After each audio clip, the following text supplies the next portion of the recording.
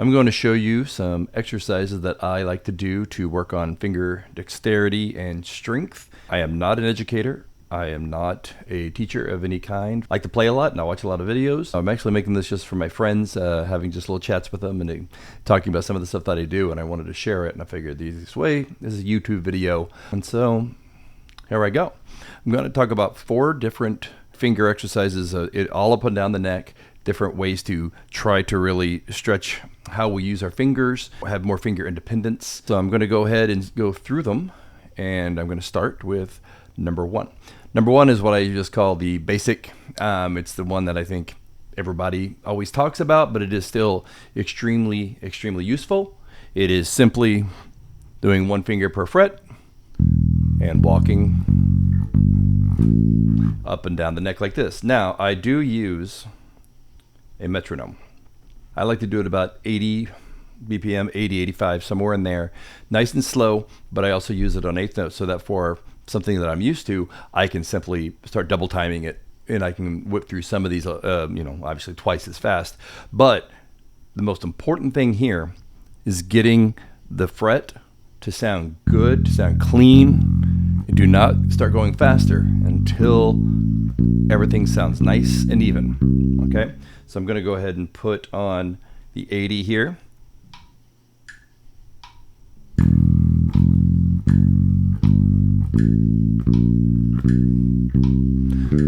And I simply go up the neck and then to the next fret.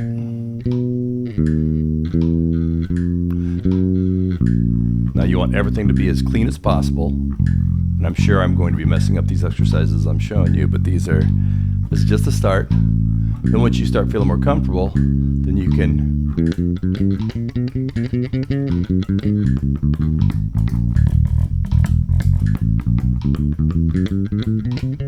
etc. All up and down the neck as far as you can go.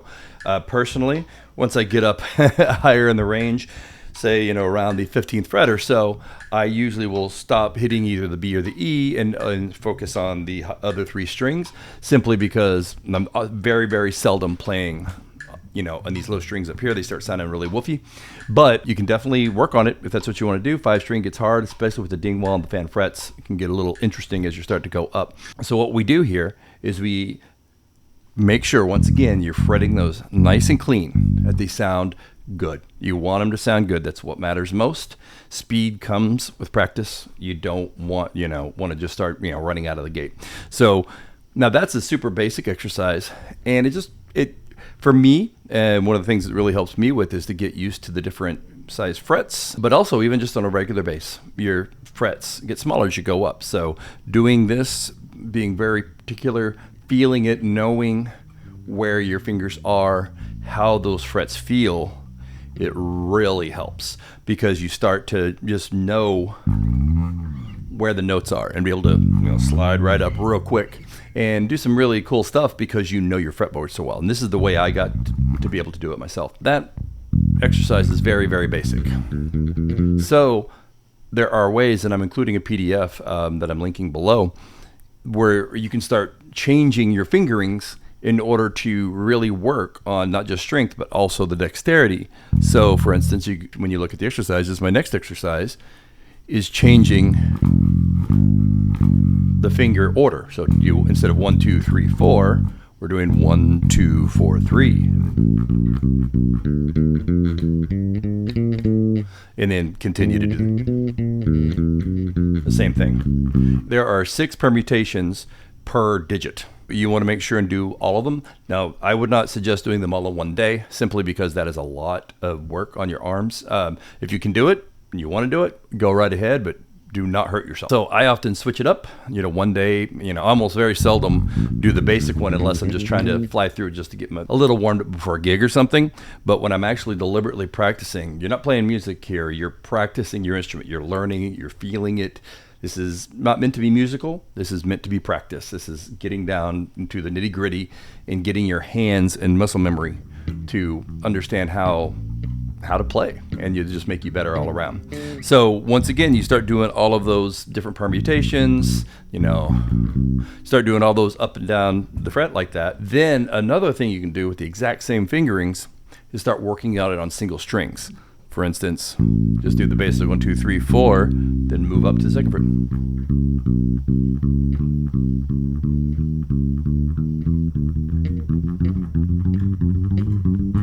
You can start doing that. That's going to teach you, this is a lot of strength here. This is a lot of shifting. All of that stuff works together, and then it just starts making sense. So you just want to keep doing it, playing it with the metronome, feeling it, and just getting used to where you sit. The way I do it, my brain works, is I kind of know where my thumb is in relation to my body, in relation to the neck. And then I know where this stuff is pretty easy without even looking. That's just come from years of doing these kind of exercises and really learning how to navigate the neck. That's really the first exercise, a little bit of a long one just because there's so many pieces to it. But when you break it down, it's really only one or two things, but then just the different fingerings. Mix those up, do it as much as you can, but do not hurt yourself. Exercise 2 is a little bit more interesting, a little more fun, and to me a little bit harder, but it really helps me, run across the neck here. I call it the spider. It's something I think I saw in a magazine or something years and years and years and years ago. I don't know where I picked it up. It's pretty simple in the fact that you're doing one finger per fret again, but you're changing strings with each one. And then you come back and you do 1, 2, 3, 4 again. And then you continue that pattern all up and down the neck.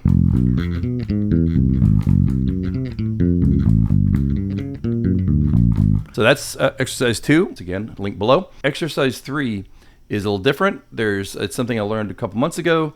You don't need to fret anything specifically, and you're definitely not plucking anything. So this hand gets a rest. And pick a spot that's comfortable on the neck. Eventually, you will want to be able to do it up here. I'm not quite there yet. That's a lot of stretching. But so pick some place comfortable at first, like say here, and put one finger per fret. It doesn't really matter which string. I do it in the middle of my 5 string. If you're just got a 4 string, you can start down here. And what you do is keep all of the fingers anchored, and one at a time, reach up, reach down. Do not move those other fingers at all, and touch the top string, the bottom string. Do that a few times. Now move to your second finger. Do the same thing. Keep doing that. That's really going to stretch you out. Now these first 2 fingers should be pretty easy because they've got different nerves and ligaments and such that really lets them be independent, because they are the ones that as humans we use the most. Now here, this is where it's going to start getting tricky. The ring finger is probably your weakest finger, depending. For me it is. I know some folks it's the pinky, but since I grew up in the 90s and I was playing bass in the 90s, octaves were all the rage with all the slapping and everything, so I really do a lot of octaves. So my pinky is probably my second strongest finger in all honesty. So anyway, you do that. Ooh, I can really feel that. And then pinky. Now pinky is pretty small.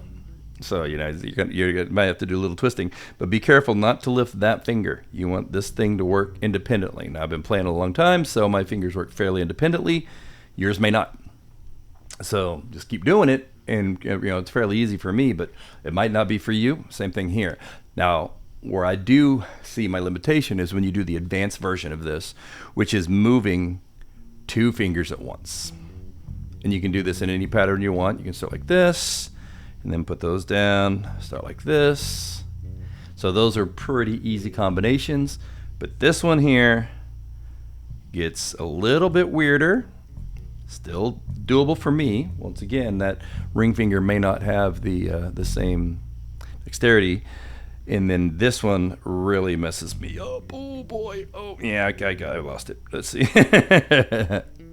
So I am learning this one myself because it's only been a couple months since I learned about this, and it's absolutely fantastic. Really works on my hand strength and that finger independence to allow me to really move around. So when you go to later to start doing your scales and stuff, you can use any finger. So that is exercise 3. This last one, exercise 4, it's a brand new one that I hadn't seen before, and it's a new bass channel that I discovered that I want you guys to follow. I'll link them below. The name is Aja. His bass channel has only been around a few months. It's fantastic. He's so funky, so groovy. He's playing Rocco Prestia stuff so well and effortlessly. He's a New York City bass player. It's awesome.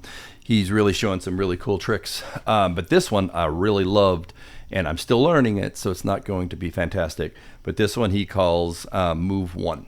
And the reason he calls it Move 1 is because just like the basic one that I talked about earlier, number 1, you're doing one finger per fret, but in this case, you're not moving from this. And you can start it down here if it's too hard at first. I'm going to start it down here just to show you, but I do it up here. What we do is one finger per fret. The second time through, you do move one finger up, but leave the other 3 here. Then move that same finger up, leave the other 3 there. Then do that. And then once you've gone through that, then go switch to that G string. Move that one finger up again, but keep those on the high.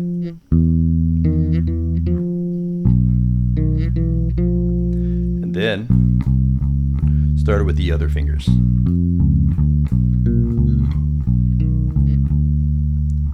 And then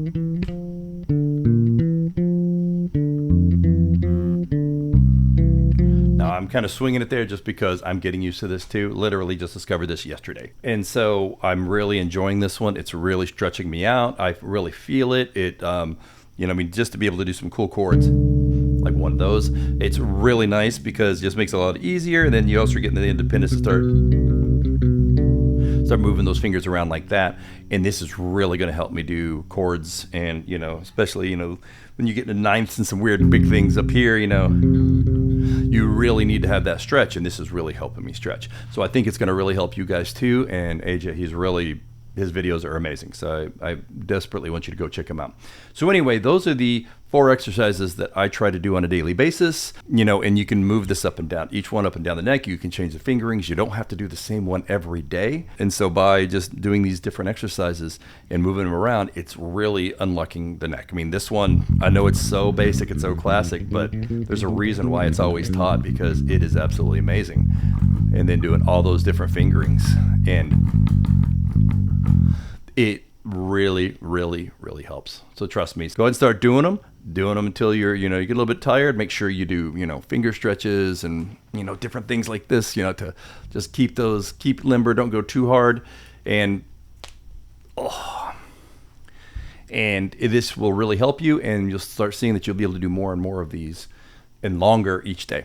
So anyway, good luck. And I hope this helps some of you guys out.